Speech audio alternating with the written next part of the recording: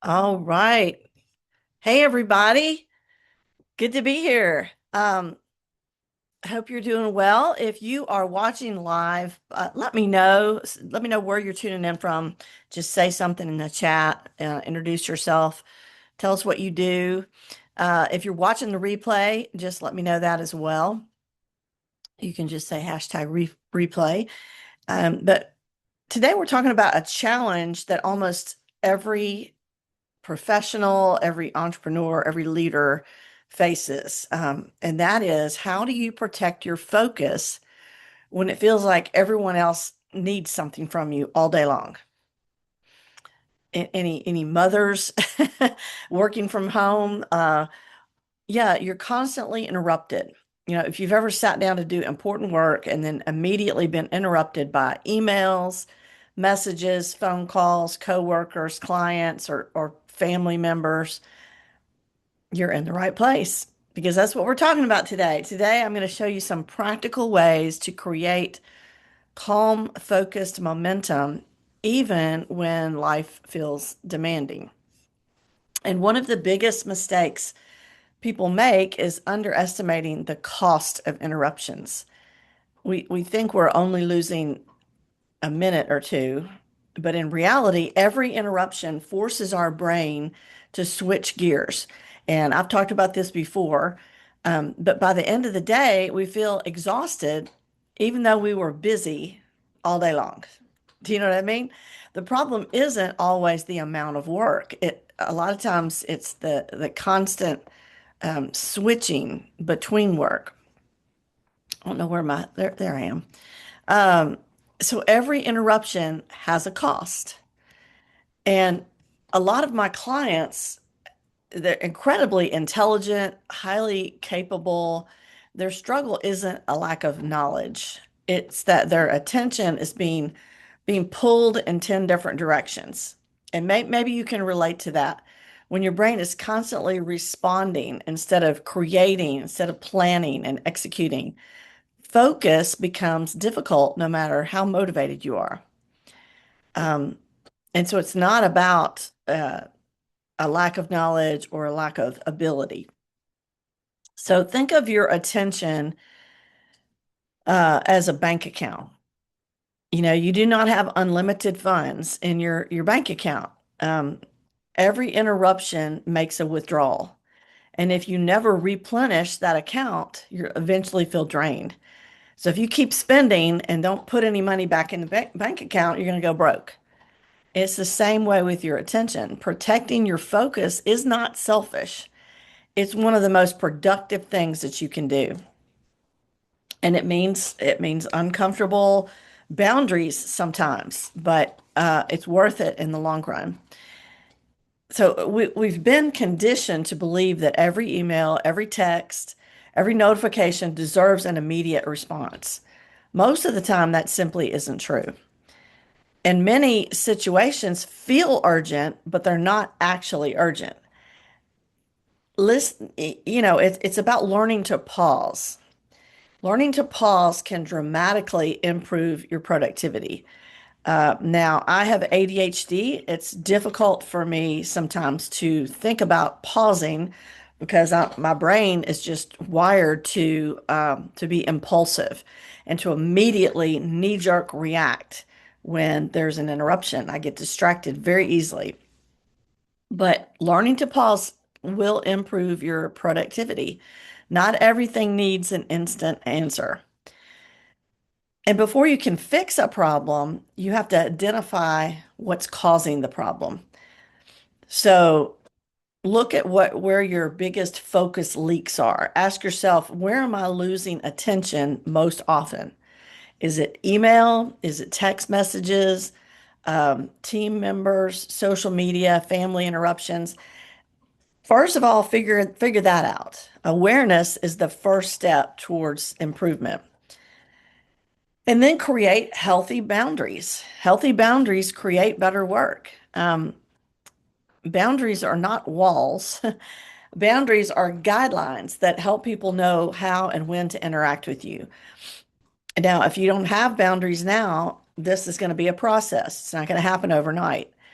But clear boundaries allow you to do your best work and ultimately serve others more effectively.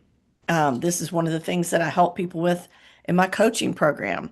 So if you need help setting boundaries and figuring out how to do that, I do at the time that I'm talking to you. In case you're seeing this recording way down the road. But right now, I have about 3 openings in my group coaching program. So if that's something that you want some help with, you're interested in, um, reach out to me, Cindy at cindybakercoaching.com. I also work individually with people as time permits. Okay. So use focus blocks. Now, one of my favorite strategies is creating focus blocks. Um, This really works, guys. These are scheduled periods of uninterrupted work. During these blocks, you silence notifications, you close all unnecessary tabs, you pick one task, you set a timer, you put away all distractions, and you give it your undivided attention for a predetermined amount of time. I would try 25 minutes. You focus on one important task. Even 1 or 2 focus blocks a day can totally transform your results. Okay. So if you have never tried that, I encourage you to try that this week. And people learn how to access us based on what we allow. So you do have to train others how to access you. If you respond instantly to everything, then people begin to expect that. And when you communicate your availability clearly, most people will adjust surprisingly well. So if they know that you only look at your email um, 4 times a day, then they're going to understand when they don't get an immediate response. Now, it may be irritating to them if they're the kind of people who respond all the time, they expect everybody else to be like that, but they'll get used to it. They'll learn. Um, Now, delayed response. There's some real power um, in pausing before responding. And again, I struggle with this, but this does work. You do not have to answer every request immediately. A delayed response often gives you space to think clearly and prioritize appropriately. Sometimes the issue resolves itself before you even need to engage. So pause before responding. And handle interruptions gracefully. There are some ways to handle interruptions without damaging relationships. Um, so think ahead of time about some things you might say. You might say, I'd love to help. Can I get back to you at 2 o'clock? Or I'm in the middle of something important. Can we talk about this later this afternoon? Um, Respectful boundaries preserve both focus and relationships. When my husband is working from home, he does this with me because I just want to pop in there and blurt out whatever comes into my head. And he's in the middle of something and he'll say, can we talk about this uh, in an hour? I'm working on something or something like that. And I'm like, oh yeah, sorry. Um, and a lot of people do work from home now, or they have family responsibilities. And focus protection isn't just a workplace issue. There's so much of that's merged now. So consider visual signals, designated work times, and clear communication about when you're available and when you're not. You know, your family needs to know these are the hours that it's just like you're going into an office, that you're working. And if the door's shut, that means don't interrupt. If it's open, that means, um, ask if this is a good time or somehow you set up some rules and you'll have to practice it. Um, but it's worked for many people that I know. So don't try to change everything at once. Choose 2 or 3 focus protection strategies from today's talk or from other places that you know and start there. Just maybe start with 2. Um, Maybe you maybe you set a boundary this week and you set up a focus block. Start there. But consistent implementation matters more than having the perfect system. These are not things that you just try one time, oh, it didn't work, and then you don't try it again. Try it on for a month and adjust as needed. Okay. So I appreciate you listening to this. I hope this is helpful. If this message resonated with you, please share this with other people. Like and comment. If you want to join me for my next free live masterclass, I'm going to put a link to register below this video.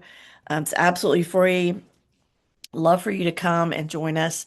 Um, if you are interested in coaching, as I said, today I do have 3 openings in my group and a little bit of wiggle room for some one-on-one sessions. So that's a way, and it's not more information. It is information, but it is also the structure and the support that you need to implement the strategies. So I teach ADHD friendly strategies, whether you have ADHD or not. I'd say probably half the people that have gone through my program don't have it. And that's okay. But it's the strategies that work with a busy brain. And we don't just talk about strategies. We actually set goals, troubleshoot, and share wins. We meet on Zoom every week. You have access to a membership portal with recorded training on almost any topic that you can think of that has to do with productivity. It is just a great program. So I hope you take me up on that. And I hope you have a wonderful day. And uh, like I said, reach out if you're interested in chatting. There's no obligation. The only thing I ask is that if you set a time that you say you and I are going to meet on Zoom and talk, don't stand me up because I could have used that time for something else. Thanks so much. Have a great day. Bye.